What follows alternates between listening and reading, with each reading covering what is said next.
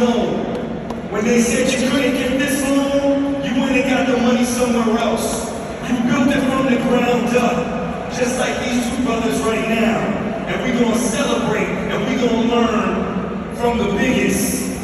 So what I want y'all to do is I want y'all to take a little trip and take a little insight vision into the world of Earn Your Leisure.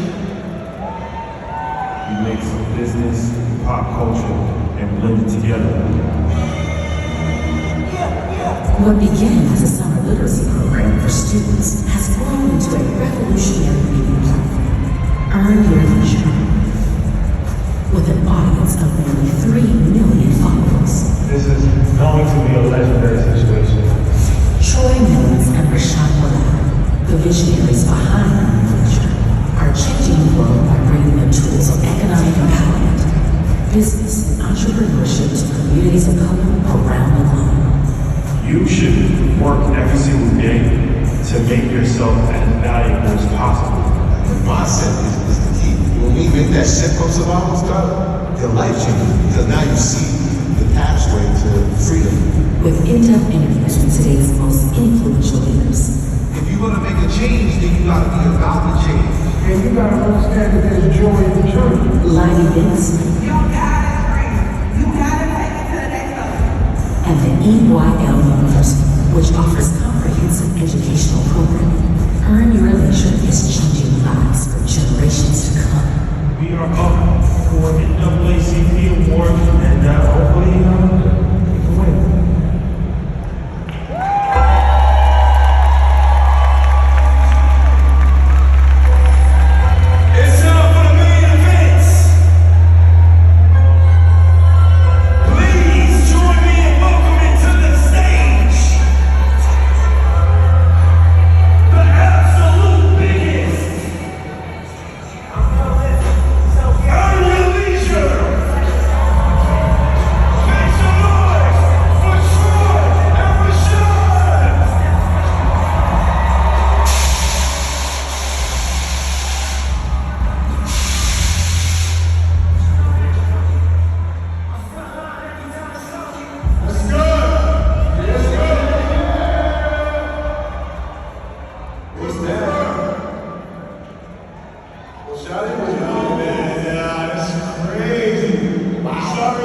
Sorry I made you wait, but we had to curate the vibe. We couldn't serve you the meal until it was fully seasoned. So first and foremost, man, I just want to say this is so amazing and so humbling that, you know, starting from where we started from 2000, the story, to be here now in front of 20,000 people is we're beyond grateful. So thank you guys, we love you so much. This is incredible. Hey yo, this is year 3, right? I said, year 1, we put our community on notice. Year 2, we put the culture on notice. But this year right here, with everybody in this building, we're putting the world on notice. I think that's good. That's good. Yeah, so man, I hold you, man. My boy Diddy, man, one of the most legendary entrepreneurs of all time. And one of somebody that was on our target board at the beginning when we first started our relationship to interview as far as what he's done in the game and, you know, just being a creator for hip hop culture. It speaks for itself, I really gotta get into it. So I want to first play the video to fully acknowledge our history. And then we're going to break Diddy out and we're going to have a tremendous conversation. So Let's do it. I can feel it, love is in the air tonight.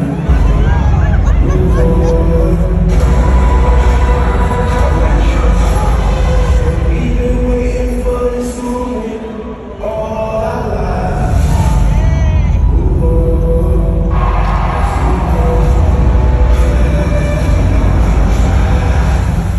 Special announcement, the revolution will be televised. Check this station out.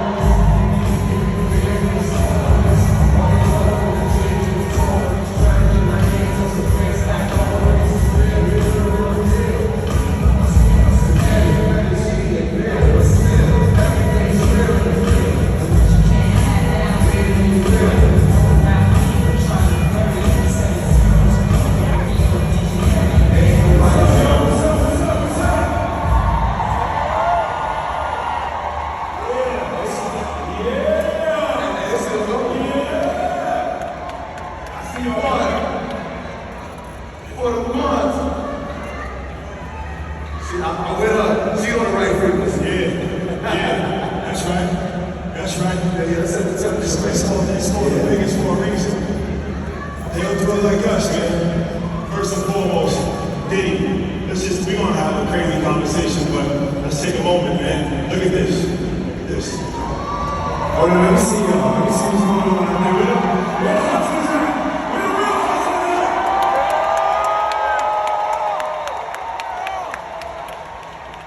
Hey, I just want to take a second to give my brothers their flowers. Earn Your Leisure, Rashad and Troy, what they have ignited in our community for financial literacy is something that is needed and something that's God sent. And this right here is the Hustler Super Bowl. And so let's just make some noise for these two brothers right here.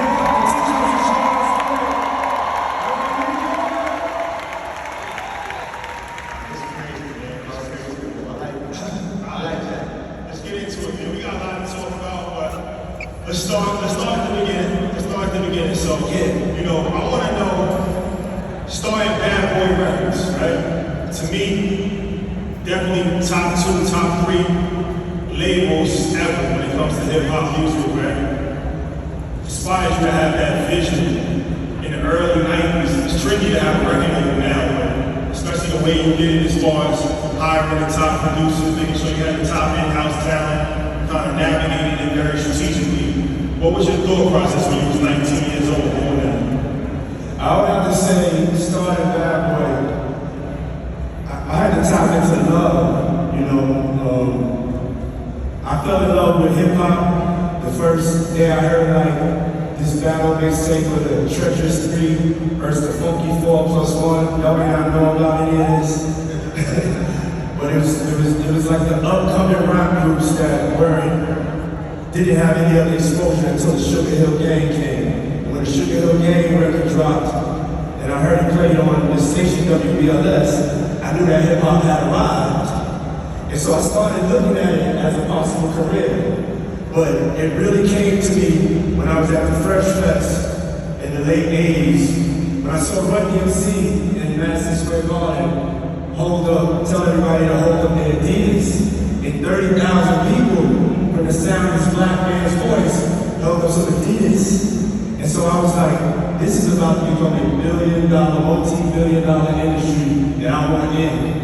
And so with Bad Boy was, the representation of how I saw music and saw music marketing and grooming artists. Coming up, having studied the greats like Barry Gordy, Russell Simmons, I was able to see the possibility. Andre Harrell gave me my chance. I was taught and I was mentored, I was able to see the possibilities. But with Bad Boy, I wanted to be disruptive. My whole thing is disruption. I'm trying to go shake up the system and make sure that we as artists and we as a people get treated equally. And so for me, with the record company, I had to look bigger than hip hop at the time. Because they wasn't letting hip hop be global. If y'all see that Savage video of me, that's me finally getting an ad on MTV. So that's how intense and rough it was for black artists. And I was always fueled by that purpose. Number one was to make people dance and make people feel good through my music. And then number two was ownership. I wanted to make sure that I owned my own business. I wanted to own my own label. I wanted to be independent. Hold on. Yo, guys, you can't stand in front of that. Nobody, security, nobody should be standing in front of you. Can y'all hear me out there? We all excited, but we gotta be respectful. Nobody should be standing. So let's just take this moment and clear this out, please. Thank you so much.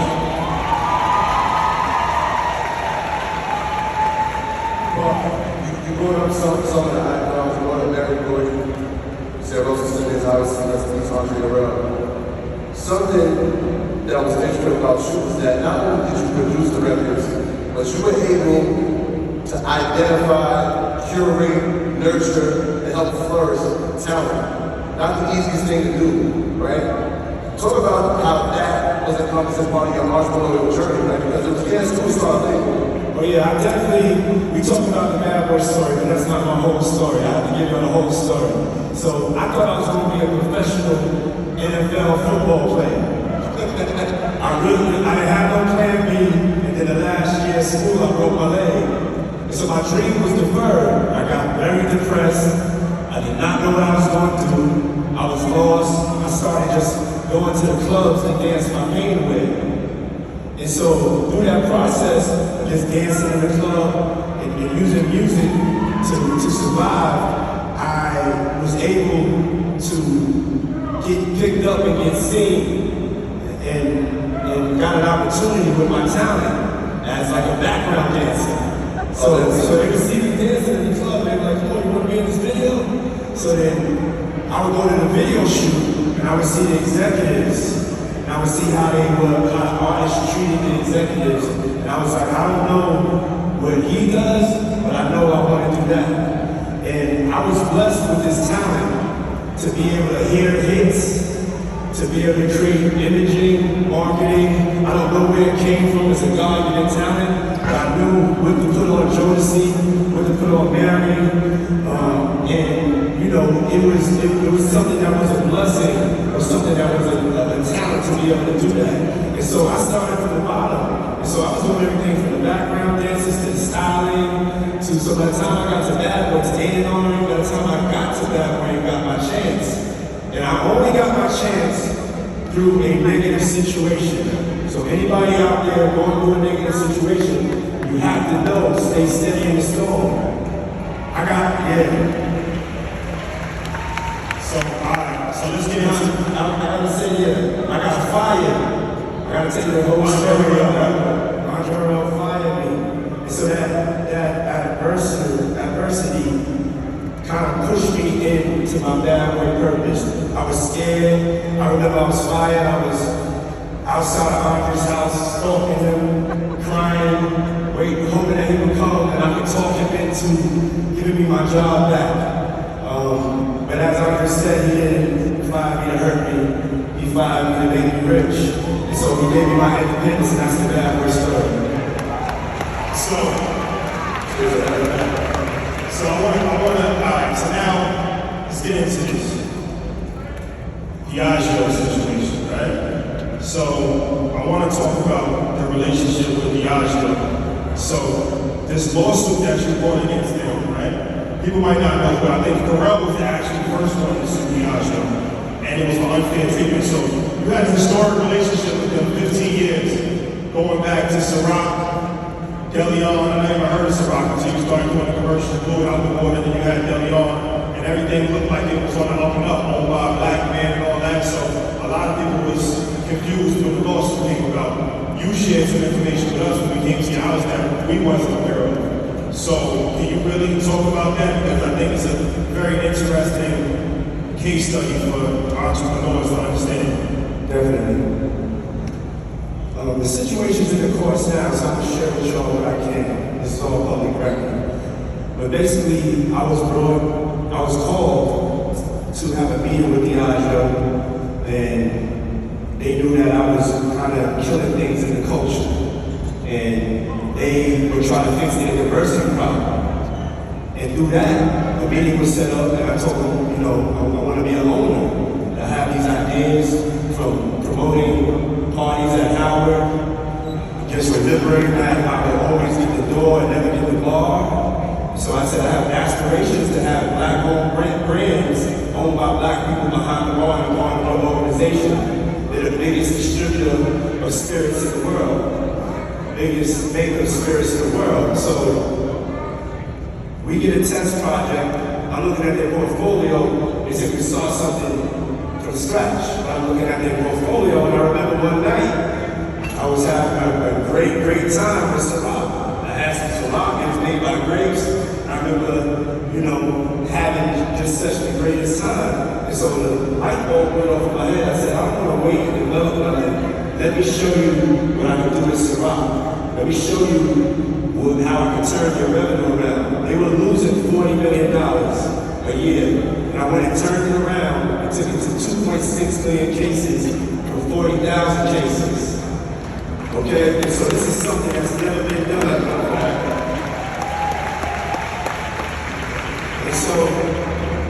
And so 15 years later, even though I had that success, I was always fighting for Ciroc not to be pigeonholed. Not to be pigeonholed as a black brand, not to be pigeonholed as an urban brand. I already went through that. I went through that with Sean John. They put me in the urban section.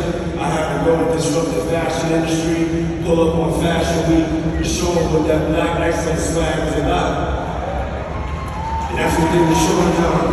And so with Ciroc, it was the same thing, get into the spirits industry. No matter what industry I went into, I always came up against this ceiling that they just wanted to keep me in the color section. I was saying for businesses, you have white-only business, just like you have white-only bathrooms back in the days, and you have black-only business. And so my fight is to always make sure that we can just do business. I want to be treated equally like anybody else. So that's what the fight is about. And it's not me just fighting for me, I'm fighting for us. Because whatever bar I set, I have to come behind me on that bar, and I want to make sure that it's right. So that's what the fight is about, simply put. And the last thing, to make it clear, was with Deleon. I still own Deleon, okay? So with Deleon, I sent my people. Before you tell us about that, just talk about the process of getting Deleon, right? Because you moved yourself to Ciroc, and settle down, and now just wanted to create something else. But a lot of, first of all, corporate America is made and built for white men. So when you're going into corporate America, usually your entryway is to help them with a diversity plan. But at the end of the day, you want to be able to open up doors. Sometimes you gotta take that opportunity and get in. And so that's what I did with Ciroc. But I told them I don't work for nobody. Everything in my portfolio I own. So you guys have to know my ultimate dream is a tequila. Since I was a kid, I remember drinking tequila, or being afraid to drink tequila at first. Not a kid, a teenager. I was only 21. But tequila used to have a worm in it. That's how dangerous they used to like market it. But I was like, I really love tequila. This was before the whole tequila craze. So it's like you make a deal. You make a deal like, I want to advance this for you so that we can be good partners and you can give me what I want, which is my opportunity for me to own my brand and to be able to build generational wealth for my kids and my people. And I just need the same 24 hours as you're giving everybody else in your portfolio. And I couldn't get that. I had to send my people down to Mexico, and this is just to tell you what the fight is about. They went down to Mexico, and when they got down there, they found out that there was zero agave planted for Deleon. So there was no plan for us to be successful. There was no equal treatment. The other brands, they had agave planted. They had no agave planted for me. Sometimes you have to go check even your partners to see what's really going on. And so when I saw that, I was like, nah, I'm gonna fight because it's bigger than me. It's about not just me, it's about me, it's about all of us. So I chose my purpose over profit. And that's the whole Deleon situation. You brought up this issue. distribution, and we come from the music world, so distribution is. Hold on, I need to say this. I need y'all to still support Deli. we gonna win this. Believe that. Still support Deli. Still owned by black men. Still owned by black man. All by black men. You come from the music world where distribution means one thing. For some of the audience who may not be familiar, I'm sure they can consume spirits. They don't really know what it means to have distribution inside of that space. What does that look like when you're building a brand like Deli and stuff? Yeah. Supply and distribution is everything. Whether you came from the streets, we all know that. We learned that at a very young age. And so no matter how I market a product, if they just keep me in black neighborhoods through the distribution, I can never grow. I can never be as great as I could be or as great as we can be. You know what I'm saying? I had to go from me to we. So when I started really looking at every decision I was making, I was like, that this is something that I have to change. I can't just come and get this check and not be changing the way that ecosystem is. So if you want to have a successful brand, you have to have, number one, you have to have the supply to meet the demand, and then you have to have the distribution. And so people control your supply, they control your distribution, they control your future. And so that's what I'm fighting for right now. So let's talk about Ciroc. Is that one of the biggest regrets that you made as far as not having equity in Ciroc? No, it's not a regret. Everybody has a journey, and that's just really how corporate America works. You gotta pay your dues to get in, and they make us prove ourselves over and over and over. And I don't have any regrets because the journey was the most important. And also, I'm not really letting Ciroc go, so I'm going through this part of the journey. So I had to go through this to be able to get to this point. But when you spoke to us, it was enlightening because even if you look at a lot of the billionaires in our culture, it's because of spirits. When you look at Jay, you look at yourself, a lot of people have made their money not so much on the music side, but on the spirit side. Then you look at somebody like George Clooney, who's one of the greatest actors of all time. He became a billionaire because of tequila on the low. You know what I mean? So it's like when you were saying how other brands were put in bars and put in restaurants and there was marketing dollars behind that, that's why you heard of these liquors that you've never heard of before. They weren't putting your liquor in the same places, and it was actually just relying on your star power, not giving you the marketing power. It's kind of like fighting with your hands up. So I think it's great to communicate that because from the outside in, when we looked at it, it's like that's just somebody's rich problem. Like it's you know what I'm saying? But it's like you said, it's bigger than you because it's like, all right, this is a problem that's faced across the board where black companies get less funding, black companies get less promotion, less distribution. If you look at InvestFest, look how many people is here right now. There's no reason why we shouldn't have $10 million in corporate sponsorships, right? If we was a white entity and it was all white people, every single corporation in America would be sponsoring InvestFest, right? But these are the problems that are hard to communicate because it's like most people, you're worried about, paycheck to paycheck, right? So you're not worried about that, but it's like on a higher level, there's different levels of racism. This is the level of racism that you don't see. So it looks like, oh, we're millionaires and we get 15,000 people, but it's like somebody else can do a fraction of this and get way more money and be on CNBC and be on Bloomberg. But when we get on, it's for diversity or a black initiative or Black History Month. That's a systemic problem in this country that's hard to communicate because people don't fully understand it. And you told me, you was like, on your level, there's issues that's hard to communicate because we don't understand it because we're not at the billionaire level. So I think it's just important to just always, every level that you go to, there's different hurdles. Yes. One of the things I've been blessed to see is having 30 years in corporate America with partnerships. And we have to come to the reality that nobody is coming to save us. No one is coming to save us. Out of all the business revenue in America, only 1% goes to black businesses. But then there's an accountability from us, because we have a $1.8 trillion buying power, and only 2% of that we circulate in our own communities.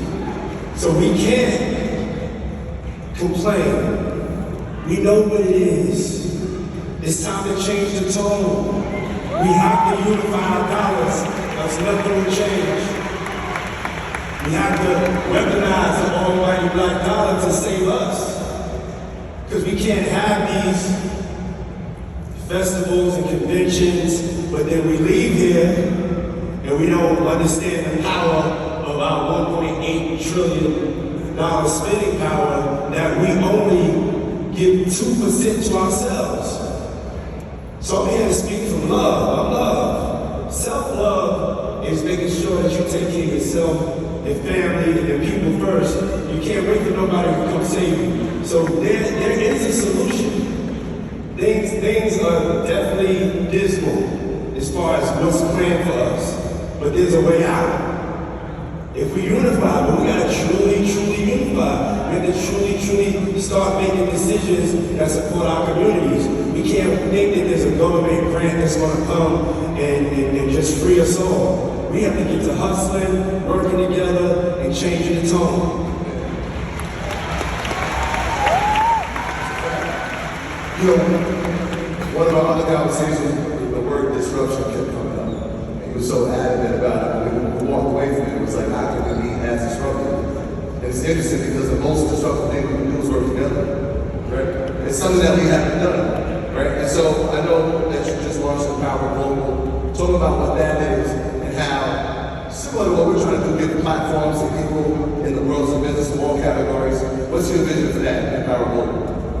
I'm a solutions-based person. You know, I don't want to just come and reiterate the problems that we already know is going on. So when I'm using my creativity, then I'm focused. First of all, one of the things that being successful and having money, people kind of get your purpose messed up. They get it fucked up, to be honest. You know what I'm saying? They don't really know what cloth you cut from, because once they see you getting money, it turns into something else. But from day one, you know, for me, my purpose was always to make sure that I was working to make life better for my people. So as I looked at where we're supposed to be as a people, in 2053 they said we're going to have zero net wealth as a people. So I didn't want to sit there and complain about it. I'm like, what do we have to do? What do we have to do? And I remember Tulsa. And I was like, Tulsa, Black Wall Street, Black Main Street. And I was like, you know, I'm standing on the shoulders of my ancestors right now. I said, I have the mind and creativity to make a global marketplace, to make the new Black Amazon where we can see ourselves circulating our dollars. I don't want to ask nobody for shit. I'm growing. It's Empower Global. It's a solution, and it puts accountability back on us. We cannot leave this room and not have the accountability to do better. Because it's ridiculous that out of $1.8 trillion, we only love ourselves 2%. And so Empower Global was created for entrepreneurs of color all around the world and the whole diaspora to be able to tap in, to be able to support each other. And so that right there is the mission. That's one of the parts of the solution. And I want everybody to go and visit Empower Global, but not just visit, shop there, and know the purpose and the cause is to provide a solution. If not, we're just going to be talking about it. So my whole thing is let's get to the solution. That's what Empower Global is. So, let's talk about. They burn Tulsa down, they can't burn this down, though.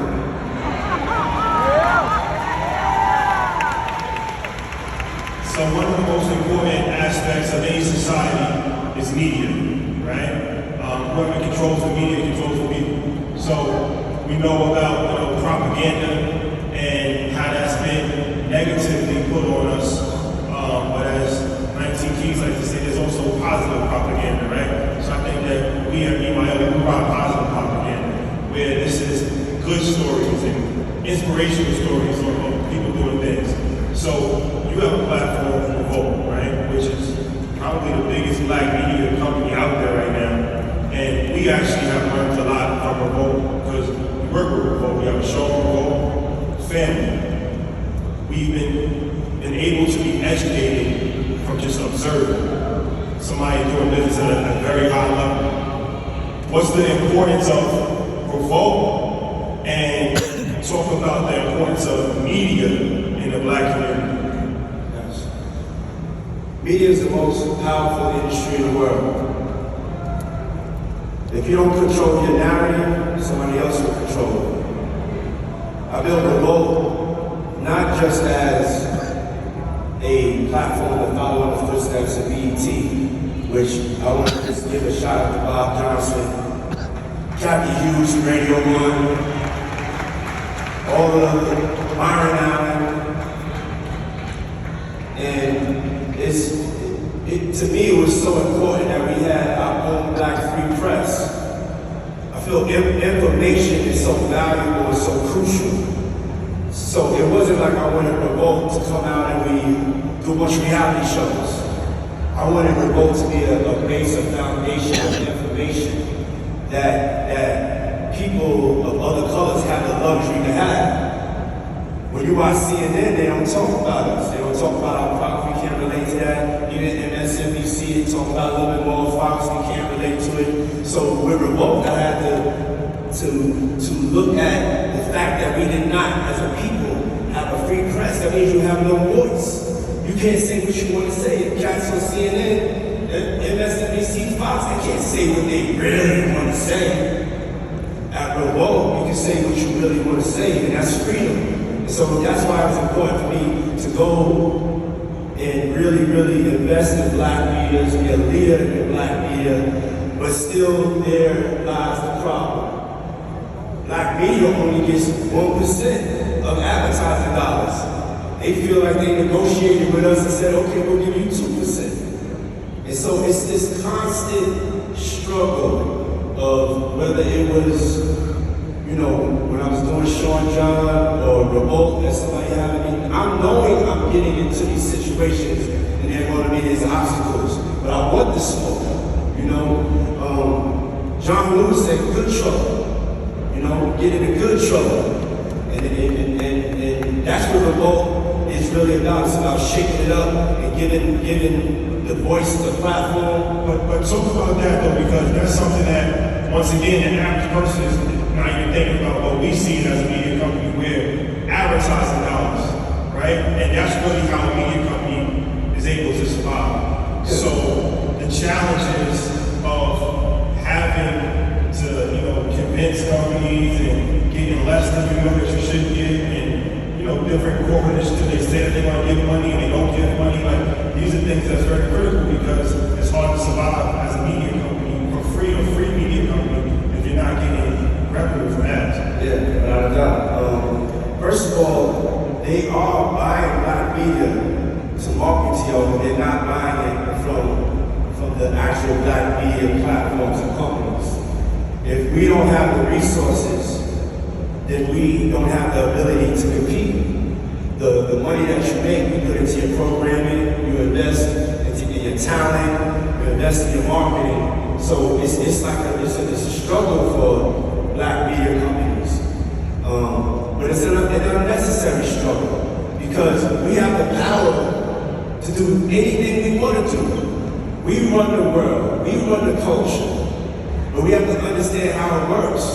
If they only give us 1% and there's $100, what you gonna do with $1? And everybody else got $50, $40, and you only have $1. And so that's put it in layman's terms. But it's such an importance to have black media, to have that representation. And so the fight continues. A lot of the stuff they said from George Floyd and trying to keep everything calm, they haven't done those things. And so the beauty about it is that we're seeing what time it is. Today is the 60th anniversary of the March on Washington.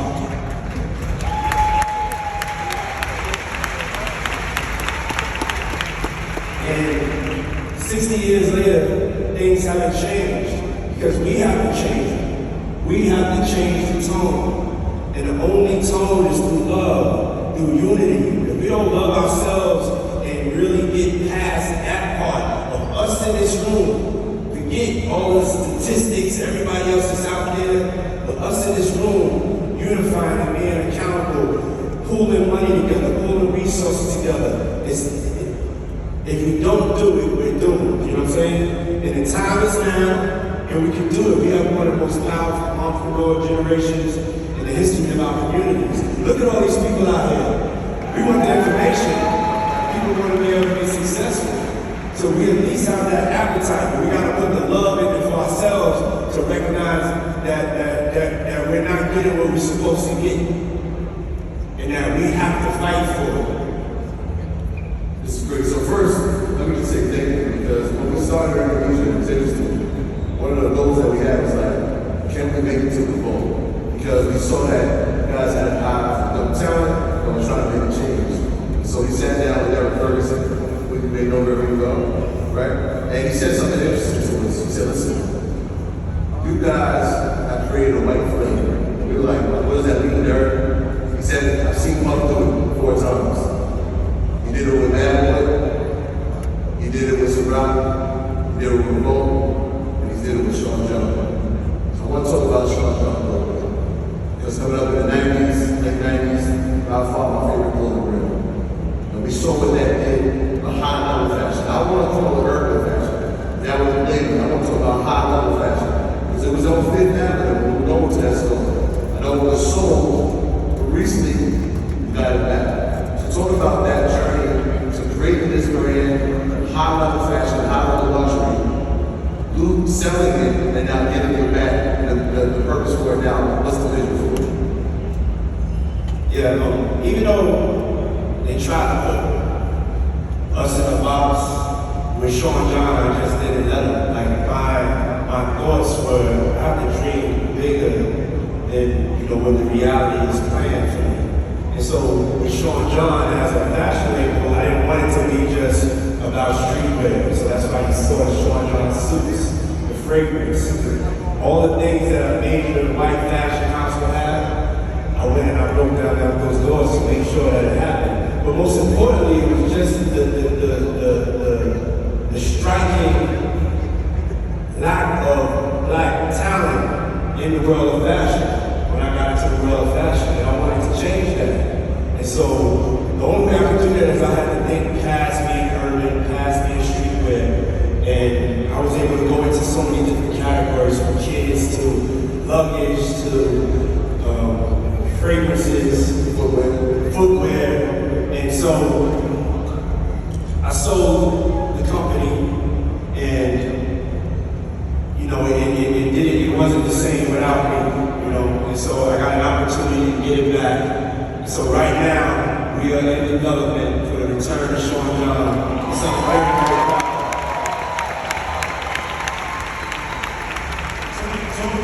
I wanted to say that the Sean John journey was such a positive experience. It has been, and it really broke down doors. So you see Pharrell, head of Louis Vuitton, or you see different cats, you see Fear of God. These opportunities weren't there. That we played a part in creating that opportunity is truly a blessing. Talk about the process of selling, your mind frame, and then the mind frame of buying back. A lot of black businesses get criticized when they sell. I don't think that it's always fair, but that's a different story. So what's your thought process in that? And then what's your thought process in buying it back? And was there hurdles and obstacles in actually able to purchasing it back? I mean, I bought it back because I saw there was an opportunity. I saw that the operators weren't operating it correctly. And so, I was like, let me get that back. I know what to do with that. And so, but as far as selling, we here for business. We here to sell things. Don't be in so personally invested to a point where you don't know when to get out. That's at another level. You have to know when to sell, when to get out, because we have to generate wealth. The only way you can generate wealth is by selling some of your assets when they are at their highest level of profitability. And so don't be afraid to build a company and sell it and buy another company and sell it. And so that was my thing. These companies that I have, you know, at the end of the day, they're businesses, except for, like I would say, remote. So, all of those businesses, me as an entrepreneur, that's on my table. I'm at 125th Street, that's on my table right there, The bowl, I'm like, no, I can't let y'all get that data, you know what I'm saying?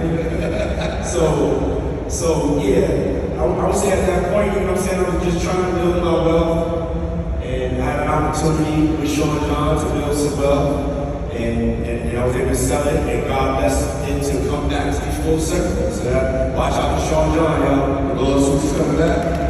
Well, Lord Suits definitely comes back. And here's another something. So it's interesting, we talk about that portfolio there, and I know you got a strong team, we got a lot of guys, brilliant minds, and that's one of the best things, like surround yourself with brilliant minds, and you're gonna pick up a lot. But it's time to look at businesses. Is there something that you look to, or philosophy that you have, and say, all right, we should go after that one, or maybe it's the one that's gonna work? Because I know a lot of opportunities come your way. So how do you say it's those people? I mean, if you look at what I bet on black. I bet on black culture. I bet on black business. And I really get an opportunity to see early on like what's really hot and what I should invest in. Usually the things I'm trying to invest in, other corporations are not really going in that direction because they're not trying to support it, they're not trying to hear the ideas of black or brown entrepreneurs. So I take full advantage of that and make sure that it's in line with my purpose. And as long as it's in line with my purpose, I'm always looking for a genius, always looking for somebody to invest in from my community. And that has been, something that I've done all my life. So I want to talk about business structure. You did something early, I believe in the 90s, that most hip-hop labels, no hip-hop labels doing. The traditional business model for hip-hop artists and labels is you have a CPA, you have a business manager, right? And a business manager gets a percentage, and you end up paying a variety of different people. And I believe that, I have inside information on this, but I believe you fired your business manager and you hired a CFO. Yes. At her Ferguson, right? Put more salary, so now you're not getting a percentage of every single thing that's happening, but it's also a more structured, streamlined situation. That's extremely impressive business acumen to have, especially somebody that's never went to business school, right? Yeah. What made you want to operate in that corporate model as opposed to the artist model? When I was an artist, I was losing so much money. And I was like, I need somebody to sit here every day and watch this money. Like just literally watch it grow, watch it play. If we catch a loss, run to my office and tell me. And so that's one of the first people y'all need to hire is a CFO. When you finally get it and building up your organization, because you want that to be in-house. You want to be able to watch your money. You want to be able to touch it. You want to be able to understand what's going on. And so I had to just learn that from corporate America and really brought it in and it really leveled everything up for me as far as the way I was dealing with finances. One of the things that we see all the time, we see these throwback videos of that puff energy, and it's infectious, right? And so, and shout out to Louise back there, we always know about the phone incident. But talk about the messaging behind that, right? Are you doing, obviously it's a passion for you, but is it because you want to inspire the people around you to have the same energy? Or is it something that's just natural to you? It's like, I'm a hustler, around you. I feel like I'm playing for a team, and the team I'm playing for is us. And so when I'm going in with that intensity, everything that I do, I'm breaking down like, yeah, somebody else can come behind me I was able to break this down. I just see this hole in the wall. I'm like, come on in, y'all. And so, y'all remember that video when I was like, I'm a savage. I'm a savage. I'm a savage. Whatever I want, I get. Whatever I want, I get. Yeah. And that was the change in the tone. And so when I'm talking to y'all today, I can feel it. Love is in the air tonight. Hold on. Yeah, so that energy is the energy that you need to have. You know, I'm not gonna lie to you, I had to switch up my tone. Because when you are working with corporate America, you try to, just make sure everything is smooth, nothing's rattled, everybody keeps their jobs. And I had to change the tone. I realized that nobody was gonna give me what I wanted. So even being on that phone, I was taking what was mine. So it's that energy that you have to go beyond just dreaming about it, beyond talking about it, writing in your journal. You have to get your ass up and go take that. Take those shows. I'm not talking about stealing from anybody. Don't steal from nobody. But it's your dreams. You gotta manifest it. And you gotta take it with that intense energy. So, as far as, I believe there's only 13 black millionaires in America. You're one of them. It's almost an impossible feat to accomplish. Wait, okay. Is there a class on that?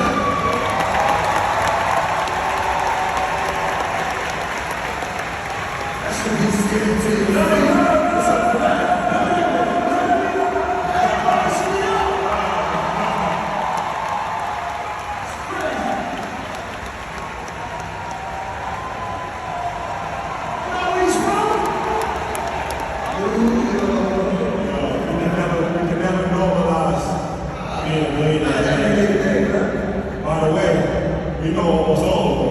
Yeah, also true. We'll have another one tomorrow.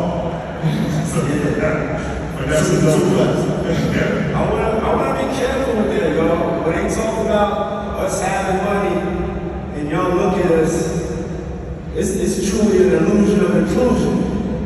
So Like I can't play a part of the illusion of inclusion. So you look at it here at me like I'm totally included. No, I'm fighting for the same thing I was fighting for when I got into the game, but it's at another level.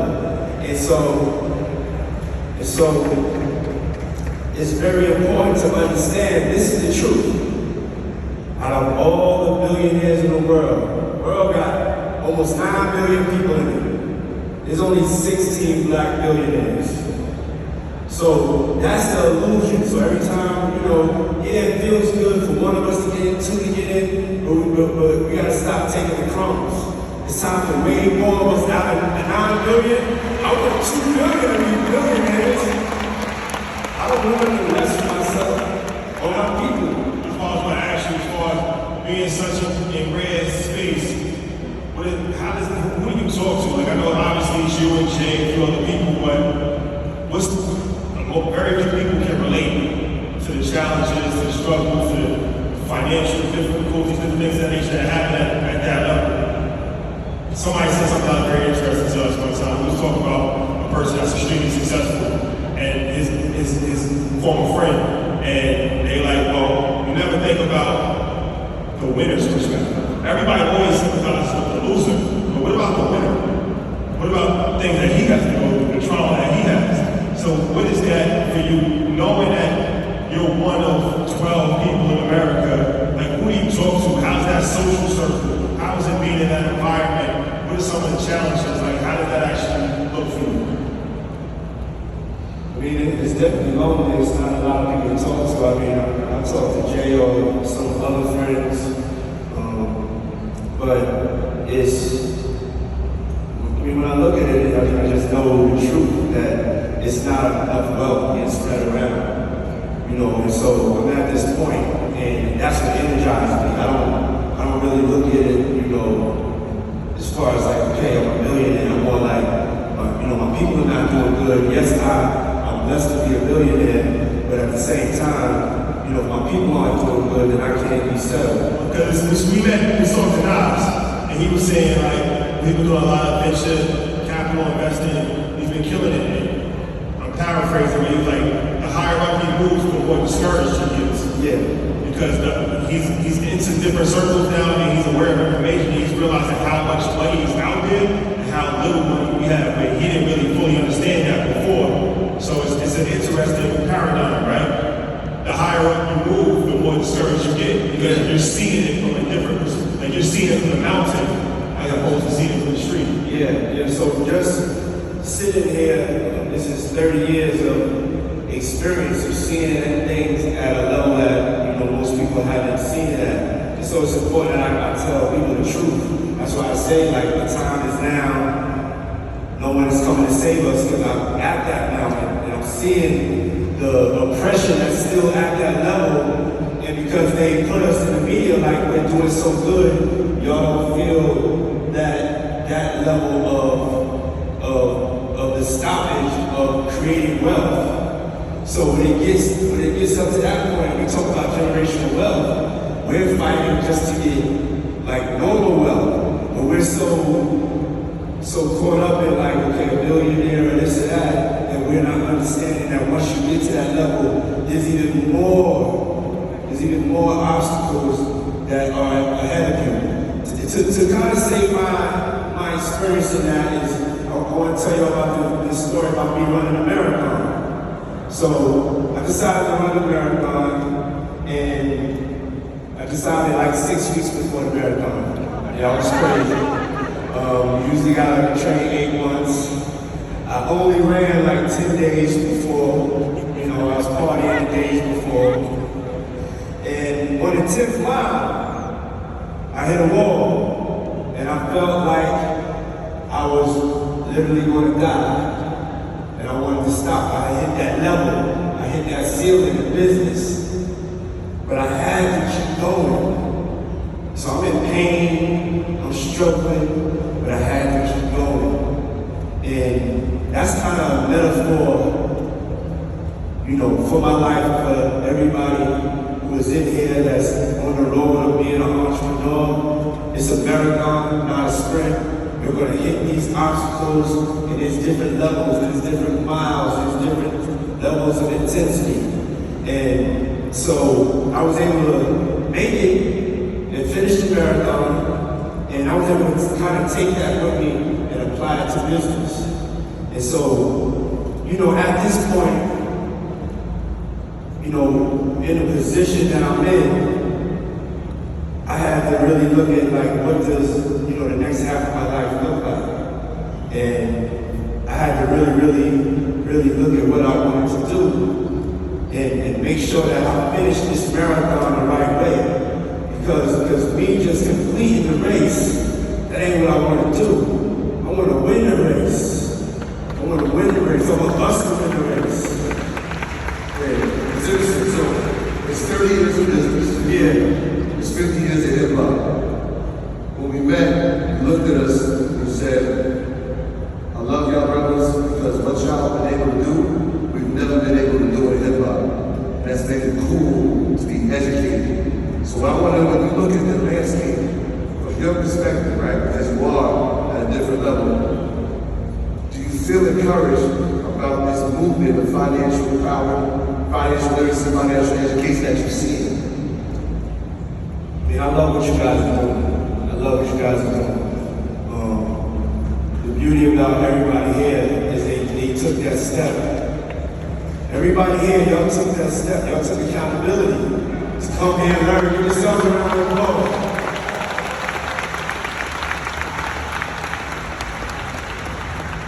Nobody's hiding the knowledge. There's not like no secret conspiracy that they're hiding the knowledge. You have to make a decision that you want to be financially literate.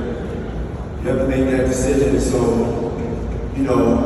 seeing you guys be successful, being able to support y'all, seeing so many people come out and changing the narrative to the importance of being financially literate is something that I gotta honestly say you guys are responsible for. You guys are responsible for that shit.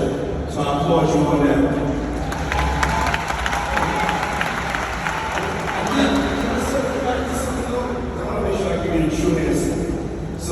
he's talking about levels, and I kind of just got it right now, even though the levels in the marathon, it goes together.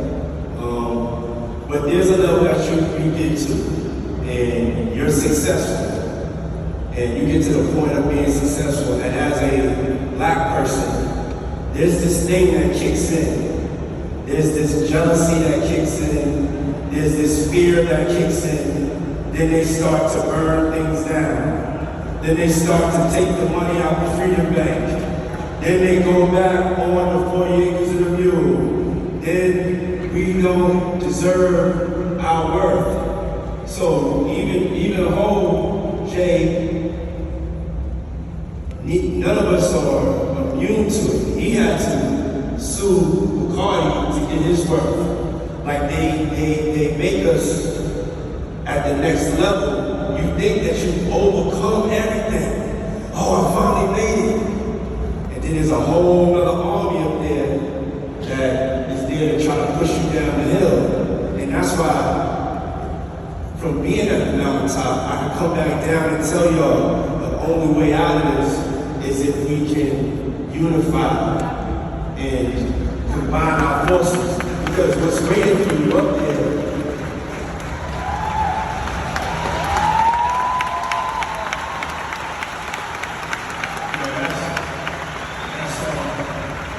It's pretty insightful. It's actually it's like a metaphor of like you seeing the opposition on the other side, and you like reporting back, letting you know what's happening. You can't see it, but I'm actually seeing it. So to the ground troops, we got to upset that this is actually crazy. That's pretty dope that you said that.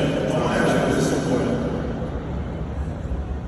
You have dealt with a lot of criticism, right? A lot of people have villainized your character. Nobody's immune to feeling certain ways about how people talk about them on social media. I'd be ready to lose it when somebody talks about me on social media. So I know, like, you know what I'm saying, other people that have way bigger followers than me, it's difficult. And for people who are just in the crowd, right, there's always going to be somebody that's a hater. There's always going to be somebody that has nothing negative to say about somebody, or somebody has their own narrative. How are you able to deal with that and still, be able to just keep something vision? I'm laser focused on the mission. I'm laser focused on my change. I'm laser focused on my purpose. None of that noise means anything. And I know my truth. In order to be a leader, I do have to, in this day and age of social media, I do have to address all types of things that need to be cleared up.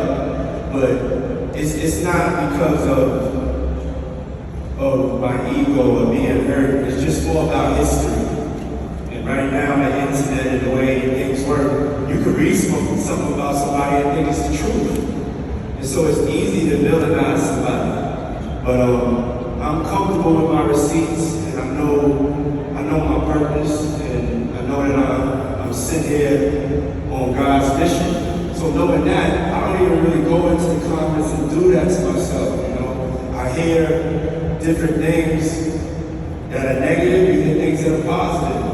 And that's life. I gotta just stay focused, laser focused. I can't get into none of that noise. I'm on a mission to shake the world, for my people, and that's it. Before we go, I do want to talk about music and the opportunity you got in the project that you're working on with Adrian. Want to do that 30 years later and still have a passion for music. We started with that, but let's talk about love records. Yeah, let's talk about love records. Anybody out there that's true with me? Make some noise for the true with me, love. Yeah, so handling all this business, it kind of messed up my creativity. And I stopped being creative. I stopped doing what I love to do. And I had to make a decision like, I want to fight this fight, but at the same time, I want to be happy. And so music is the thing that makes me happy. Music is the thing that makes me feel like a child. Music is the thing that saved my life. And so getting a second chance, when I took control of just like, okay, I'm gonna really take control of my future. And I said, I need to do things that I love to do. I know that I'm successful in business, but these Zooms is killing me. Begging these people are killing me, and all that stuff.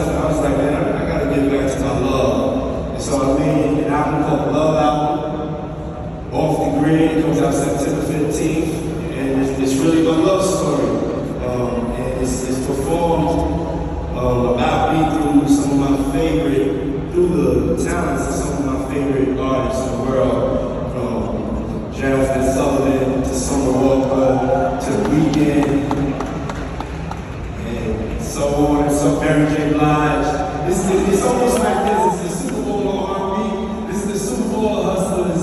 The Love Album is the Super Bowl of R&B.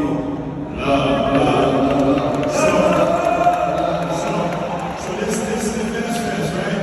So this is like, you know, when you go to like these musical festivals and big moments happen at these type of festivals. So felt like in Fest, big moment has to happen. Yeah, I got it. I mean, it's the Super Bowl. It's the Super Bowl. So we know, and then What we're gonna do is we're gonna move with action. We're gonna change the tone. We're gonna start to put our money where our mouth is and start investing in each other and with each other. Everybody asks the question, why don't y'all get together in order to do something?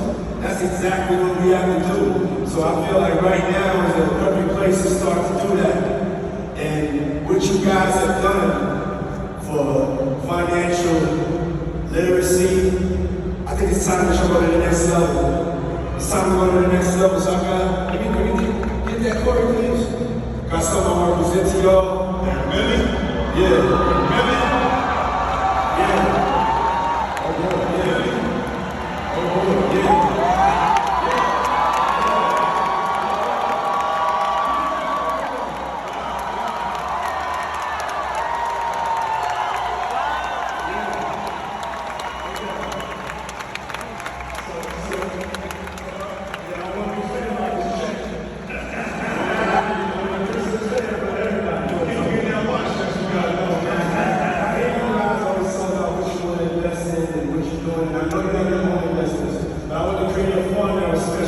So you guys can invest and show people through this investment how you're making money.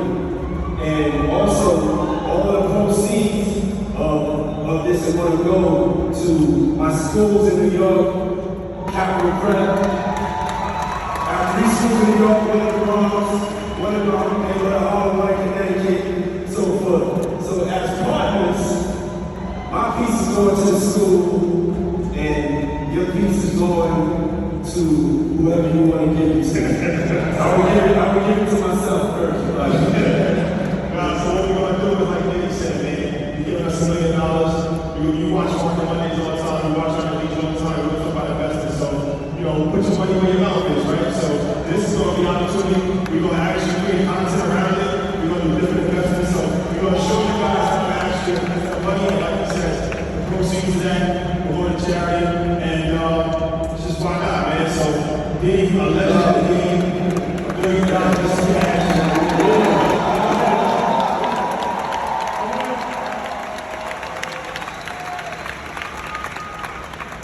I ain't gonna lie, this kind of ill.